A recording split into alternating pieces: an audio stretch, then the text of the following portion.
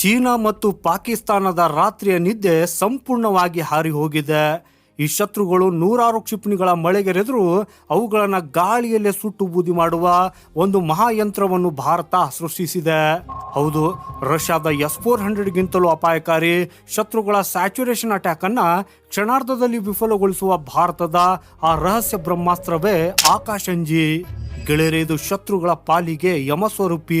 ಈ ಅಸ್ತ್ರದ ರೋಚಕ ಕತೆ ಕೇಳಿದ್ರೆ ಪ್ರತಿಯೊಬ್ಬ ಭಾರತೀಯನ ಎದೆ ಹೆಮ್ಮೆಯಿಂದ ಉಬ್ಬುವುದು ಖಂಡಿತ.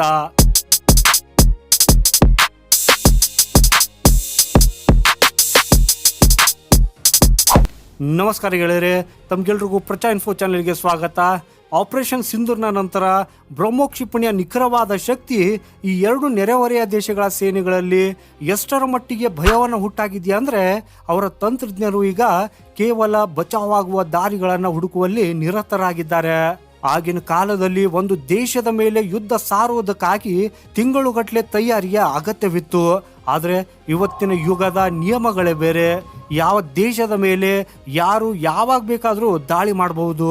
ಹಾಗೂ ಇದನ್ನು ಈಗ ಅರಿತಿರುವ ಭಾರತ ಕೇವಲ ತನ್ನ ಶತ್ರುಗಳಿಂದ ತಪ್ಪಿಸಿಕೊಳ್ಳುವ ತಯಾರಿಯನ್ನಷ್ಟೇ ಮಾಡ್ತಾ ಇಲ್ಲ, ಬದಲಾಗಿ ತನ್ನ ಸುತ್ತಲೂ ಒಂದು ಅಭೇದ್ಯ ಕೋಟೆಯನ್ನ ನಿರ್ಮಿಸುತ್ತಿದೆ. ಗೆಳೆಯರಿ, ಪಾಕಿಸ್ತಾನ ಮತ್ತು ಚೀನಾ 2026ರ ಭವಿಷ್ಯದ ಯುದ್ಧಕ್ಕೆ ತಕ್ಕಂತೆ ತಮ್ಮನ್ನು ತಾವು ಸಜ್ಜುಗೊಳಿಸುತ್ತಿವೆ. ಇವರು ಇರಾನ್ನ ಮಾದರಿಯಲ್ಲಿ ಏಕಕಾಲಕ್ಕೆ ನೂರಾರು ಕ್ಷಿಪಣಿಗಳು ಅಥವಾ ಡ್ರೋನ್ಗಳ ಮೂಲಕ ದಾಳಿ ಮಾಡುವ ಸಂಚನ ರೂಪಿಸುತ್ತಿವೆ. ಆದರೆ ನಮ್ಮ ಗುಪ್ತಚರ ಸಂಸ್ಥೆಗಳಿಗೆ ಮತ್ತು ಡಿಫೆನ್ಸ್ ಅನಾಲಿಸ್ಟ್ಗಳಿಗೆ ಈ ಬಗ್ಗೆ ಮೊದಲೇ ಸುಳಿವು ಸಿಕ್ಕಿತ್ತು. ಗೆಳೆಯರಿ, ಇವತ್ತಿನ ಆಧುನಿಕ ಯುದ್ಧದ ಶೈಲಿ ಸಂಪೂರ್ಣವಾಗಿ ಬದಲಾಗಿದೆ. ಈ ಶತ್ರುಗಳು ಈಗ ಕೇವಲ ಒಂದು ಫೈಟರ್ ಜೆಟ್ ಅಥವಾ ಒಂದು ಕ್ಷಿಪಣಿಯಿಂದ ದಾಳಿ ಮಾಡುವ ತಪ್ಪು ಮಾಡುವುದಿಲ್ಲ, ಬದಲಾಗಿ ಏಕಕಾಲಕ್ಕೆ ನೂರಾರು ಕ್ರೂ ಕ್ಷಿಪಣಿಗಳ ಮಳೆಯನ್ನ ಸುರಿಸುತ್ತಾರೆ. ಹಾಗೂ ಸೇನಾ ಭಾಷೆಯಲ್ಲಿ ಇದನ್ನೇ ಸ್ಯಾಚುರೇಷನ್ ಅಟ್ಯಾಕ್ ಅಂತ ಹೇಳಲಾಗ್ತದೆ. ಇದರ ಉದ್ದೇಶ ಬಹಳ ಸರಳ. ಏರ್ ಡಿಫೆನ್ಸ್ ಸಿಸ್ಟಮ್ನ ರೆಡಾರ್ಗೆ ಏಕಕಾಲದಲ್ಲಿ ನೂರಾರು ಟಾರ್ಗೆಟ್ಗಳನ್ನು ಕೊಟ್ಟು ಅದನ್ನು ಗೊಂದಲಕ್ಕೀಡು ಮಾಡುವುದು ಮತ್ತು ಸಿಸ್ಟಮ್ ಓವರ್ಲೋಡ್ ಆಗುವಂತೆ ಮಾಡುವುದು. ಗೆಳೆಯರೆ, ಎಷ್ಟೇ ದೊಡ್ಡ ಡಿಫೆನ್ಸ್ ಸಿಸ್ಟಮ್ ಇದ್ರೂ ಅದು 10ರಿಂದ 20 ಅಥವಾ 50 ಕ್ಷಿಪಣಿಗಳನ್ನು ಹೊಡೆದುಳಿಸಬಹುದು. ಆದರೆ 500ಕ್ಕೂ ಹೆಚ್ಚು ದಾಳಿಗಳು ಒಮ್ಮೆಗೆ ಬಂದರೆ ಖಂಡಿತವಾಗಿಯೂ ಕೆಲವು ಕ್ಷಿಪಣಿಗಳು ತಪ್ಪಿಸಿಕೊಂಡು ಬಂದು ನಮ್ಮ ನೆಲದ ಮೇಲೆ ಅಪ್ಪಳಿಸುತ್ತವೆ. ಹಾಗೂ ಈ ಚೀನಾ ಮತ್ತು ಪಾಕಿಸ್ತಾನ ಇದೇ ರಣತಂತ್ರದ ಮೇಲೆ ಸಾವಿರಾರು ಕೋಟಿ ಹೂಡಿಕೆ ಮಾಡ್ತಾ ಇವೆ. ಆದರೆ ಇಲ್ಲಿ ಶತ್ರುಗಳ ಈ ಮಹಾಮೋಸವನ್ನ ಬೇರಿನಿಂದಲೇ ಕಿತ್ತು ಹಾಕಲು ಭಾರತ ಜನ್ಮ ನೀಡಿದೆ ಆಕಾಶ್ ನ್ಯೂ ಜನರೇಷನ್ ಅನ್ನೋ ವಿನಾಶಕಾರಿ ಯಂತ್ರಕ್ಕೆ. ಗೆಳೆಯರೆ, ಇದು ಹಳೆಯ ಆಕಾಶ್ ಸಿಸ್ಟಮ್ನ ಕೇವಲ ಒಂದು ಸಣ್ಣ ಅಪ್ಗ್ರೇಡ್ ಅಲ್ಲ, ಬದಲಾಗಿ ಇದೊಂದು ಸಂಪೂರ್ಣ ಹೊಸ ಮತ್ತು ವಿನಾಶಕಾರಿ ಯಂತ್ರ. ಇದರ ಹೊಡೆಯುವ ಸಾಮರ್ಥ್ಯವನ್ನು ಈಗ ಬರೋಬ್ಬರಿ 70 ಕಿಲೋಮೀಟರ್ಗಳಿಗೆ ಹೆಚ್ಚಿಸಲಾಗಿದೆ. ಅಂದರೆ ಶತ್ರುವಿನ ಕ್ಷಿಪಣಿ ಭಾರತೀಯ ಗಡಿಯೊಳಗೆ ಪ್ರವೇಶಿಸುವ ಮುನ್ನವೇ ಅದನ್ನು ಟ್ರ್ಯಾಕ್ ಮಾಡಿ ಆಕಾಶದಲ್ಲೇ ಸುಟ್ಟು ಹಾಕಲಾಗ್ತದೆ. ಹಾಗೂ ಇದರ ನಿಖರ ಸಾಮರ್ಥ್ಯದ ಹಿಂದಿರುವ ಅತಿ ದೊಡ್ಡ ಮಾಸ್ಟರ್ ಮೈಂಡ್ ಅಂದರೆ ಇದರ ಸ್ವದೇಶಿ ಆಕ್ಟಿವ್ RF ಸೀಕರ್. ಗೆಳೆಯರೆ, ಈ ಹಿಂದೆ ಹಳೆಯ ಕ್ಷಿಪಣಿಗಳಿಗೆ ಭೂಮಿಯ ಮೇಲಿರುವ ರೆಡಾರ್ಗಳಿಂದ ನಿರಂತರ ಡೈರೆಕ್ಷನ್ ಬೇಕಾಗ್ತಾ ಇತ್ತು. ಶತ್ರುಗಳು ರೆಡಾರ್ ಜಾಮ್ ಮಾಡಿದ್ರೆ ಕ್ಷಿಪಣಿ ದಾರಿ ತಪ್ತಾ ಇತ್ತು. ಆದರೆ ಆಕಾಶ್ ಎಂಜಿಗೆ ತನ್ನದೇ ಆದ ಮೆದುಳು ಇದೆ. ಒಮ್ಮೆ ಇದನ್ನು ಫೈರ್ ಮಾಡಿದರೆ ಸಾಕು, ಭೂಮಿಯ ರೆಡಾರ್ ಮೇಲೆ ಅವಲಂಬಿತವಾಗದೆ ತನ್ನೊಳಗಿರುವ ಸ್ವಂತ ರೆಡಾರ್ ಅನ್ನು ಬಳಸಿ ಶತ್ರುವನ್ನ ಹುಡುಕಿ ಬೆನ್ನಟ್ಟಿ ಹೊಡೆಯುತ್ತದೆ. ಈ ಶತ್ರು ಗಾಳಿಯಲ್ಲಿ ದಾರಿ ಬದಲಿಸಿದ್ರೂ ಇದು ದಾರಿ ಬದಲಿಸಿ ಕುತ್ತಿಗೆ ಹಿಡಿಯುತ್ತದೆ. ಹಾಗೂ ಇದರ ಮತ್ತೊಂದು ಅತ್ಯಂತ ಅಪಾಯಕಾರಿ ತಂತ್ರಜ್ಞಾನವೆಂದರೆ AESA ರೆಡಾರ್, ಅಂದರೆ ಆಕ್ಟಿವ್ ಎಲೆಕ್ಟ್ರಾನಿಕ್ಲಿ ಸ್ಕ್ಯಾನರ್ಡ್ ಅರೇ ರೆಡಾರ್. ಗೆಳೆಯರೆ, ಈ ರೆಡಾರ್ ಕೇವಲ ಒಂದೇ ಕ್ಷಣದಲ್ಲಿ ಗಾಳಿಯಲ್ಲಿರುವ 100ಕ್ಕೂ ಹೆಚ್ಚು ಬೆದರಿಕೆಗಳನ್ನು, ಅಂದರೆ ಡ್ರೋನ್ ಆಗಿರಲಿ, ಕ್ಷಿಪಣಿ ಆಗಿರಲಿ, ಫೈಟರ್ ಜೆಟ್ ಆಗಿರಲಿ, ಏಕಕಾಲದಲ್ಲಿ ಟ್ರ್ಯಾಕ್ ಮಾಡಬಲ್ಲದು. ಇದಷ್ಟೇ ಅಲ್ಲ, 10ಕ್ಕೂ ಹೆಚ್ಚು ಟಾರ್ಗೆಟ್ಗಳನ್ನು ಒಮ್ಮೆಗೆ ಲಾಕ್ ಮಾಡಿ ಕ್ಷಿಪಣಿಗಳನ್ನು ಉಡಾಯಿಸುವುದಕ್ಕಾಗಿ ಆರ್ಡರ್ನ ಕೊಡ್ತದೆ. ಒಂದ್ ವೇಳೆ ಯುದ್ಧದ ಸಮಯದಲ್ಲಿ ಶತ್ರುಗಳು ಭಾರಿ ಎಲೆಕ್ಟ್ರಾನಿಕ್ ಜಾಮಿಂಗ್ ಮಾಡಿ ನಮ್ಮ ಮುಖ್ಯ ರೆಡಾರ್ ಅನ್ನ ಕುರುಡು ಮಾಡುವುದಕ್ಕಾಗಿ ಪ್ರಯತ್ನಿಸಿದ್ರೆ ಅಲ್ಲಿಗೆ ನಮ್ಮ ಕತೆ ಮುಗೀತಾ? ಖಂಡಿತ ಇಲ್ಲ.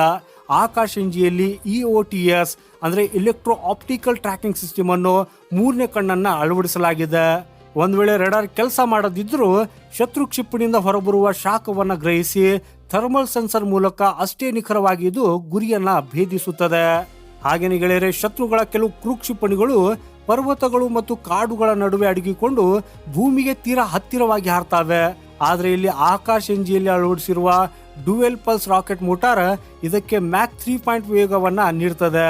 ಅಂದ್ರೆ ಶಬ್ದದ ವೇಗಕ್ಕಿಂತ 3.5 ಪಟ್ಟು ಹೆಚ್ಚು ವೇಗ. ಶತ್ರು ಎಷ್ಟೇ ಚಾಣಾಕ್ಷನಾಗಿದ್ರೂ ಕೊನೆಯ ಕ್ಷಣದಲ್ಲಿ ಆಕಾಶಂಜಿಯ ಕಣ್ಣಿಗೆ ಬಿದ್ದರೆ ಅವನಿಗೆ ಉಸಿರೆಳೆಯುವುದಕ್ಕಾಗಿ ಕೂಡ ಸಮಯ ಸಿಗೋದಿಲ್ಲ. ಕೇವಲ 20 ಸೆಕೆಂಡುಗಳ ಅಂತರದಲ್ಲಿ ಇದು ಒಂದರ ಹಿಂದೊಂದರಂತೆ 3 ಕ್ಷಿಪಣಿಗಳನ್ನು ಉಗುಳಬಲ್ಲದು. ಗೆಳೆಯರೆ, ಯಾವ ಒಂದು ಏರ್ ಡಿಫೆನ್ಸ್ ಸಿಸ್ಟಮ್ ಕೂಡ ಇಡೀ ದೇಶವನ್ನ ಒಂಟಿಯಾಗಿ ಕಾಯುವುದಕ್ಕಾಗಿ ಸಾಧ್ಯವಿಲ್ಲ. ಹಾಗಾಗಿ ಆಕಾಶಂಜಿಯನ್ನು ಭಾರತದ ಮಲ್ಟಿ ಲೇಯರ್ ಡಿಫೆನ್ಸ್ ಸಿಸ್ಟಮ್ನ ಅಭೇದ್ಯ ಇನ್ನರ್ ಶೀಲ್ಡ್ ಅನ್ನಾಗಿ ಮಾಡಲಾಗಿದೆ. ಯಾವುದೇ ದೊಡ್ಡ ದಾಳಿ ನಡೆದಾಗ 400 ಕಿಲೋಮೀಟರ್ ದೂರದಲ್ಲಿರುವ ನಮ್ಮ S-400 ಸಿಸ್ಟಮ್ ಮತ್ತು ಭವಿಷ್ಯದ ಪ್ರಾಜೆಕ್ಟ್ ಕುಶ ಮೊದಲೇ ಕಾರ್ಯಪ್ರವೃತ್ತವಾಗ್ತವೆ ಹಾಗೂ ಅವು ಹೊರಗಿನ ವೃತ್ತದಲ್ಲಿ ಶತ್ರುಗಳನ್ನ ನಾಶ ಮಾಡ್ತವೆ. ಒಂದ್ ವೇಳೆ ಶತ್ರುವಿನ ಅತ್ಯಾಧುನಿಕ ಸ್ಟೆಲ್ತ್ ಕ್ಷಿಪಣಿ ಒಂದು ಆ ವೃತ್ತವನ್ನ ದಾಟಿ ಒಳ ಬಂದ್ರೆ ಒಳಗಿನ ವೃತ್ತದಲ್ಲಿ ಕಾಯುತ್ತಿರುವ ಆಕಾಶಂಜಿ ಆ ಕೊನೆಯ ಆಸೆಯನ್ನ ಚೂರು ಚೂರು ಮಾಡ್ತದೆ. ಹಾಗೂ ಇವೆಲ್ಲವನ್ನ ಒಟ್ಟುಗೂಡಿಸಿ ನಿಯಂತ್ರಿಸುವುದು ಭಾರತದ IACCS ಅಂದ್ರೆ integrated air command and control system. ಇದು ಇಡೀ ರಕ್ಷಣಾ ಕವಚದ ಮೆದುಳು. ದೇಶಾದ್ಯಂತ ಇರುವ ಎಲ್ಲಾ ರಡಾರ್ಗಳು, ಅಬ್ಯಾಕಸ್ ಮತ್ತು ಕ್ಷಿಪಣಿ ಬ್ಯಾಟರಿಗಳನ್ನ ಇದು ಒಂದೇ ಡಿಜಿಟಲ್ ನೆಟ್ವರ್ಕ್ಗೆ ಜೋಡಿಸುತ್ತದೆ. ಶತ್ರು ಟೇಕ್ ಆಫ್ ಮಾಡಿದ ಕ್ಷಣದಲ್ಲಿ ಅವನ ಲೈವ್ ಲೊಕೇಶನ್ ಆಕಾಶಂಜಿ S-400 ಮತ್ತು ಎಲ್ಲಾ ಡಿಫೆನ್ಸ್ ಸಿಸ್ಟಮ್ಗಳಿಗೆ ತಲುಪಿರ್ತದೆ. ಗೆಳೆಯರೆ, ನಮ್ಮ ಈ ದೇಶಿ ತಂತ್ರಜ್ಞಾನದ ತಾಕತ್ತು ಎಷ್ಟಿದೆಯಾ ಅನ್ನೋದಕ್ಕೆ ಇತ್ತೀಚಿನ ಈ ಒಂದು ಘಟನೆಯ ಸಾಕ್ಷಿ. ಅದೇನಂದ್ರೆ, ಇತ್ತೀಚೆಗೆ ಅಮೆರಿಕ ನಿರ್ಮಿತ ಬ್ರಿಟನ್ನ F-35 ಫೈಟರ್ ಜೆಟ್ ನಮ್ಮ ಸಮುದ್ರದ ಗಡಿಯ ಹತ್ತಿರ ಹಾರಾಡ್ತಾ ಭಾರತೀಯ ಗಡಿಯೊಳಗೆ ನುಗ್ಗುವ ದುಸ್ಸಾಹಸ ಮಾಡಿತ್ತು. ಹಾಗೂ ಅದು ಗಡಿಯತ್ತ ಮುಖ ಮಾಡಿದ ತಕ್ಷಣ ನಮ್ಮ ಇದೇ ಸ್ವದೇಶಿ ಭದ್ರತಾ ಕವಚ ಅದನ್ನು ಸಂಪೂರ್ಣವಾಗಿ ಲಾಕ್ ಮಾಡಿಬಿಟ್ಟಿತ್ತು. ಹಾಗೂ ಈ ಅಮೆರಿಕಾದ ಅತ್ಯಾಧುನಿಕ ಫೈಟರ್ ಜೆಟ್ನ ಸಿಸ್ಟಮ್ಗಳನ್ನ ಎಷ್ಟರ ಮಟ್ಟಿಗೆ ಜಾಮ ಮಾಡಲಾಯಿತು ಅಂದ್ರೆ, ಅದು ತುರ್ತು ಲ್ಯಾಂಡಿಂಗ್ ಮಾಡುವುದಕ್ಕಾಗಿ ಅನಿವಾರ್ಯವಾಗಿದ್ದು ಅದು ಮತ್ತೆ ಹಾರಾಟ ನಡೆಸುವುದಕ್ಕಾಗಿ ಸಾಧ್ಯವಾಗಲೇ ಇಲ್ಲ. ಸೊ ಕೊನೆಗೆ ಆ ವಿಮಾನವನ್ನ ಬಿಚ್ಚಿ ಹಡಗಿನಲ್ಲಿ ತುಂಬಿ ವಾಪಸ್ ಅಮೆರಿಕಾಗೆ ಕಳಿಸಬೇಕಾಯಿತು. ಹಾಗೂ ಇದು ಸ್ಪಷ್ಟವಾಗಿ ಭವಿಷ್ಯದ ಈ ಜಾಗತಿಕ ಯುದ್ಧದ ರೇಸ್ನಲ್ಲಿ ಭಾರತವೀಗ ಯಾರನ್ನ ಹಿಂಬಾಲಿಸುತ್ತಿಲ್ಲ, ಬದಲಾಗಿ ತಾನೇ ಕಿಂಗ್ ಆಗಿ ಬೆಳೆದು ನಿಂತಿದೆ ಅನ್ನೋದನ್ನ ತೋರಿಸುತ್ತದೆ. ಗೆಳೆಯರೆ, ಇವತ್ತಿಗೆ ನಮ್ಮ ರಕ್ಷಣಾ ವ್ಯವಸ್ಥೆ ಪಾಶ್ಚಿಮಾತ್ಯ ದೇಶಗಳು ಅಥವಾ ರಷ್ಯಾದ ಮೇಲೆ ಅವಲಂಬಿತವಾಗಿಲ್ಲ. ಇವೆಲ್ಲವೂ ಸಾಧ್ಯವಾಗಿದ್ದು ನಮ್ಮ DRDOದ ವಿಜ್ಞಾನಿಗಳು ಮತ್ತು ಮಹಾನ್ ಇಂಜಿನಿಯರ್ಗಳ ಅವಿರತ ಶ್ರಮದಿಂದ.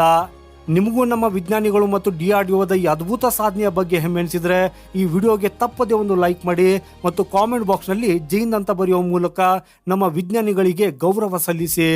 ಹಾಗೂ ಇದೇ ರೀತಿಯ ಅದ್ಭುತ ಮಾಹಿತಿಗಳಿಗಾಗಿ ನಮ್ಮ ಚಾನೆಲ್ ಅನ್ನ ಈಗಲೇ ಸಬ್ಸ್ಕ್ರೈಬ್ ಮಾಡಿಕೊಳ್ಳಿ ಮತ್ತು ಪಕ್ಕದಲ್ಲಿ ಬೆಲ್ ಐಕಾನ್ ಅನ್ನ ಒತ್ತಿ. ಸಿಗೋಣ ಮುಂದಿನ ಮತ್ತೊಂದು ಇಂಟ್ರೆಸ್ಟಿಂಗ್ ಮಾಹಿತಿಯೊಂದಿಗೆ. ವಂದೇ ಮಾತರಂ. ಭಾರತ್ ಮಾತಾ ಕಿ ಜೈ.